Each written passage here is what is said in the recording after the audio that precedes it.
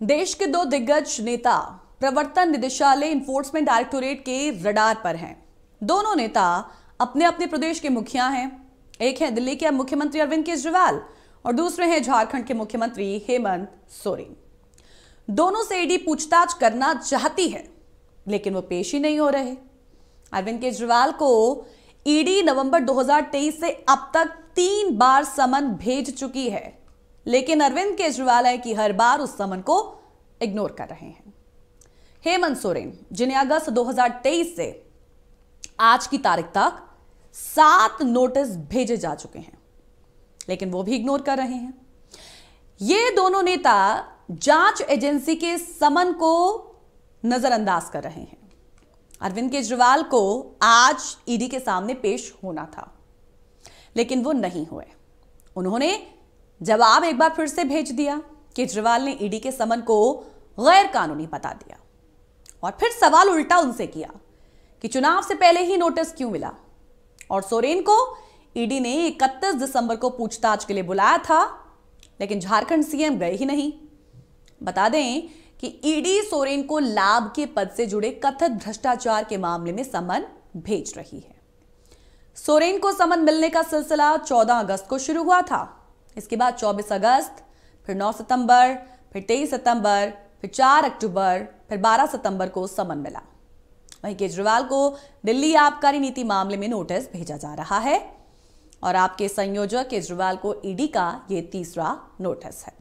इससे पहले उन्हें ईडी ने 2 नवंबर और 21 दिसंबर को पेश होने के लिए भी समन जारी किया था, लेकिन केजरीवाल ईडी के समक्ष पेश नहीं हुए थे। चलिए अब आपको बताते हैं कि ईडी का तीसरा समन इग्नोर करने के बाद अब होगा क्या। ये हम अरविंद केजरीवाल के संदर्भ में कुछ जानकारी आपके समक्ष रख रहे हैं। आइए ग्राफिक्स टेक्स्ट के माध्यम से समझते हैं कि ईडी का तीसरा समन इग्नोर करने के बाद अब आगे क्या होगा। पहला पॉइंट है कि ईडी के अधिकारी अरविंद केजरीवाल के घर पहुंच सकते हैं, ऐसा कभी भी हो सकता है। दूसरा पॉइंट, अरविंद केजरीवाल के आवास पर ही ईडी पूछताछ कर सकती है, क्योंकि वो तो आ नहीं रहे, तो ईडी के ऑफिसर्स वहां जाकर पूछताछ कर सकते हैं। तीसरा, पुख्ता सबूत होने पर अरविंद केजरीवाल की गिरफ्तारी भी हो सकती है। और चौथा, ईडी अरविंद केजरीवाल से जुड़े सभी परिसरों पर तलाशी अभियान चला सकती है। और आखिरी पॉइंट, हालांकि मुख्यमंत्री की गिरफ्तारी के लिए बेहद पुख्ता सबूत का होना जरूरी है। अब आइए अगले हम टेक्स्ट में समझने की कोशिश करते हैं, क्योंकि सवाल उठता है कि कोई मुख्यमंत्री या मंत्री ईडी के नोटिस को बार बार नजरअंदाज करे तो जांच एजेंसी के पास क्या कदम उठाने के अधिकार होते हैं।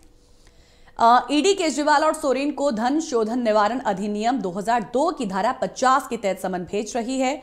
इस अधिनियम के मुताबिक जिस किसी को भी जांच एजेंसी पूछताछ के लिए बुलाती है, वो व्यक्तिगत रूप से या अधिकृत एजेंट्स के माध्यम से उपस्थित होने के लिए बाध्य होता है। जिस मामले में जांच की जा रही है उससे संबंधित बयान देने और दस्तावेज पेश करने के लिए भी वो बाध्य होता है। ईडी तब तक समन भेजती रहेगी जब तक वो पूछताछ के लिए नहीं पहुंचते।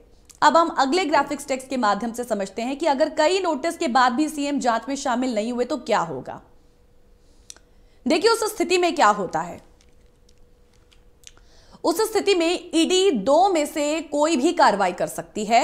जांच एजेंसी संबंधित अदालत के समक्ष एक आवेदन दायर कर सकती है और उनके खिलाफ गैर जमानती वारंट जारी करवा सकती है, या वो उनके आवास पर जा सकती है और वहां उनसे पूछताछ कर सकती है।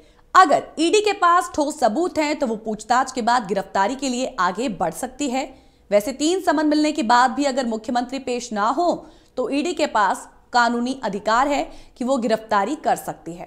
हालांकि ईडी के पास यह अधिकार सीमित है। ईडी अपने इस अधिकार का तब ही इस्तेमाल कर सकती है जब उसके पास पुख्ता सबूत हो कि मुख्यमंत्री अपराध में लिप्त हैं, और अगर पुख्ता सबूत ना हो तो संवैधानिक पद पर बैठे शख्स की गिरफ्तारी नहीं हो सकती है।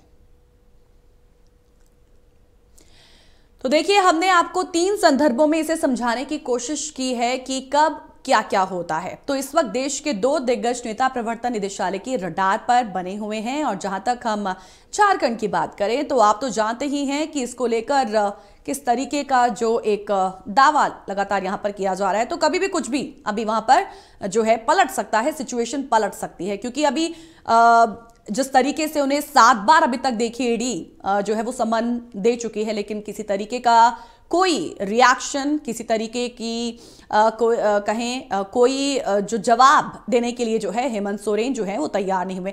ठीक इसी तरीके की जो टैक्टिक्स हैं वो दिल्ली के सीएम अरविंद केजरीवाल भी अपना रहे हैं, क्योंकि आप जानते हैं कि चाहे वो बात संजय सिंह पर जब आए और बात जब मनीष सिसोदिया पर आए, तो जब उन्हें ईडी का समन भेजा तो वो चले गए और उनकी गिरफ्तारी उसी वक्त हो गई। ऐसा अरविंद केजरीवाल के साथ भी हो सकता है, क्योंकि आम आदमी पार्टी लगातार इसको लेकर अपने जवाब दे रही है।